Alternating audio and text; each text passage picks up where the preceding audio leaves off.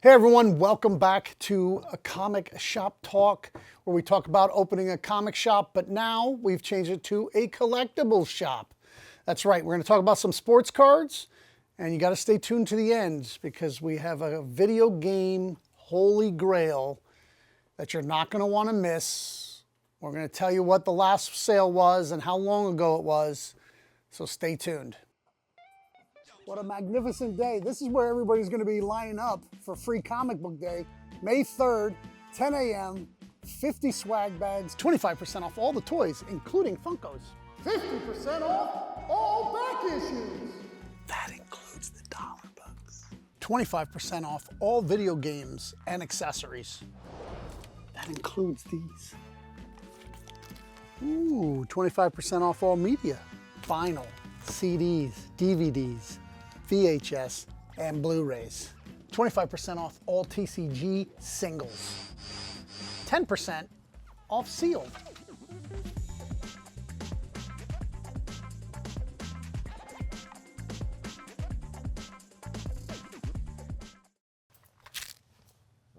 We're getting there, hold on. All right.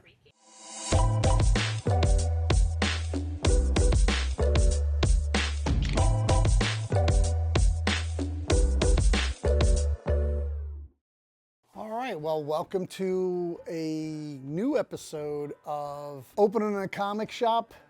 We've now retitled Opening a Collectible Shop. To survive in today's market, let's bring everybody into the house. Maybe you'll sell them a comic. Basically, you'll be making a lot of extra profit. That means you're having to spend money on a lot of SKUs, but they can be very, very profitable. We know how much competition there is for comic books now, and depending on how many comic shops are around your comic shop, then you have that extra. But you also have every dad who thinks he's a stockbroker with comics, fighting you for a collection that's on Facebook Marketplace. So buy other stuff. So here's a part of a collection. It's probably pieces of a lot of collections, but the majority of it is from one collection. I might have spoke about it before. I went to Jersey and get it. It can be found all over the place. When you're talking to people, you just let them know that you buy everything. Especially if you're buying something from them, you can say, hey, I also buy. People bring in things. Kids collect a lot of stuff. They play with toys and then they move out of toys. They might go into Pokemon, Yu-Gi-Oh, Magic, sports cards, toys, die-cast, video games. All this is very profitable.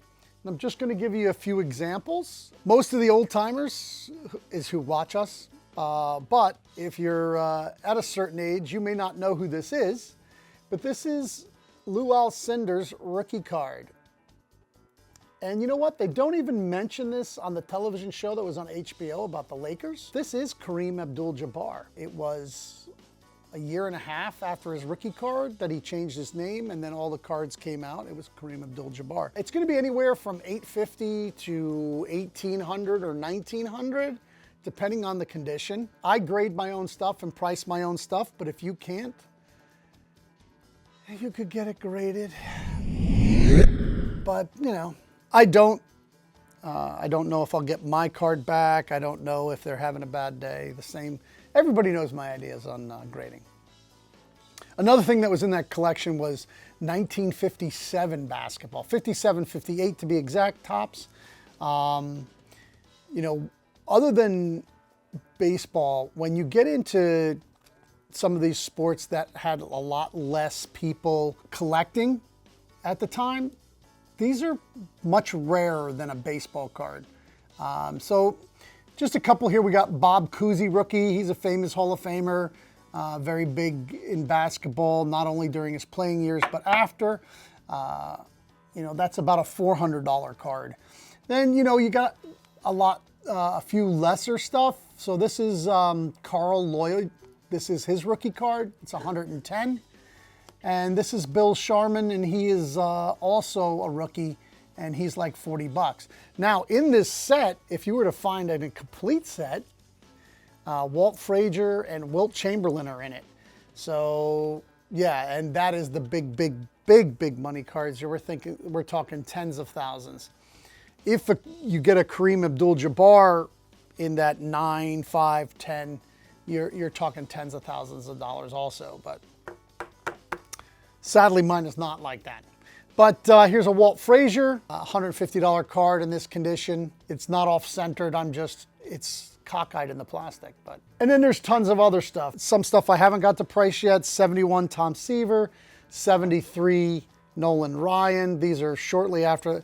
Rookie for Nolan Ryan is 68, I think 67 for Tom. Got a Roberto Clemente. This is nowhere near his rookie, but everybody loves Roberto. He was taken too soon. Mickey Mantle, 1969 Mickey Mantle. People want any and every year Mickey Mantle has his face on a card. So if you have a Mickey Mantle, you'll sell it. This is probably $130 to $150 card. And then Philadelphia's own favored son, Mike Schmidt, rookie card, 1973. Really good looking card. It's triple play. You get 3 rookies on it. And you know what? He's not a Hall of Famer, but Ron Say was no slouch when he played. He was a good player. You know, he had a long career. The other guy I've never heard of. More of the long basketball. We got a Wes Unseld. Most people know him as being a coach in the NBA. He definitely is going to be in the Hall of Fame. Maybe for his playing, but definitely for his coaching. Bill Bradley. Most people will know him. He went on to be in the Senate, I believe, the senator or congressman. The 70s tall basketball people love. It's hard to find it in even decent condition. Luckily, in this collection, they were all in decent condition, as I fall over myself. But yeah, there was a lot of 57 Topps basketball. Most of them are $10 and $15 cards. But it adds up. When you're talking about stacks of $15 cards, if you get 20 of them, that's $300. If you sell them for $50 off at $250, depending on what you're paying per card when you buy them, you can make a lot of money. Now I want to go over and show you something else, something really special. We have the second rarest video game that's ever existed. All right, now let's talk about some video games, right?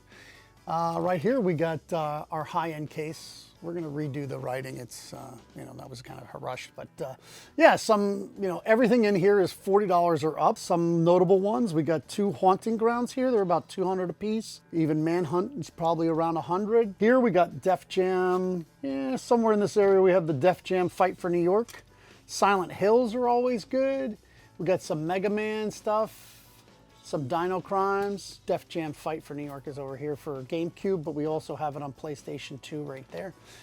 We had 3 of those, we're down to 1. They're really great sellers. Video games create a lot of traffic, a lot of excitement. It has been really, really great for us. And we've gotten some really great games since then.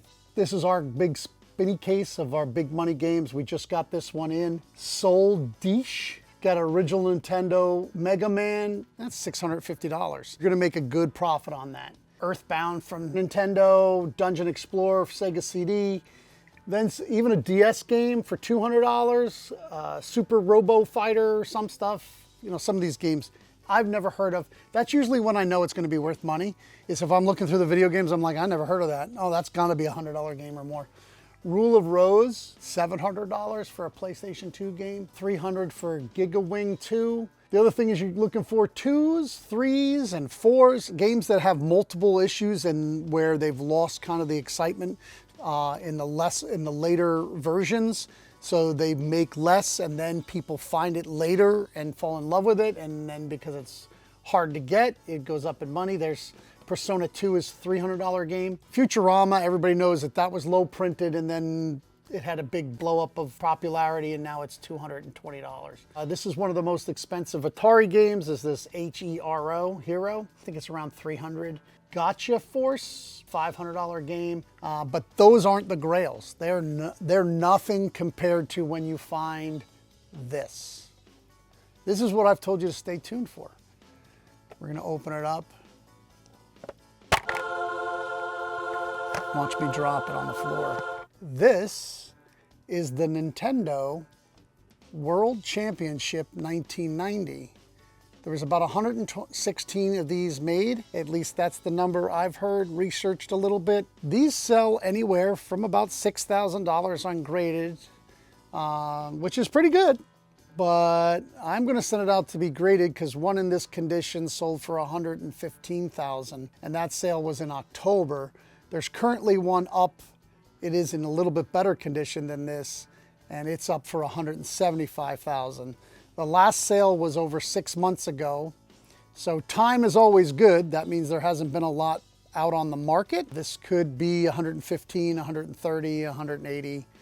Who knows? When we get it graded, and everybody's like right now yelling at the screen, I thought you don't grade anything.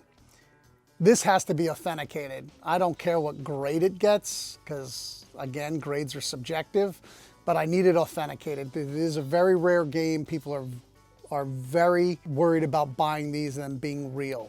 We've done our due diligence here, but nobody's gonna pay $115,000 for my belief that it's real. Not that, you know, it's weird that we have to pay a company, a third party. I think that getting the two people together, but it's finding a person that's willing to pay over $100,000 for a video game.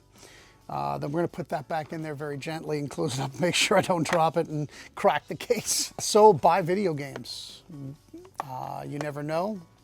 There is, you know, 100 or more of these out there. So you never know when it can come your way. You know what I always say? Keep reading comics and open a comic shop.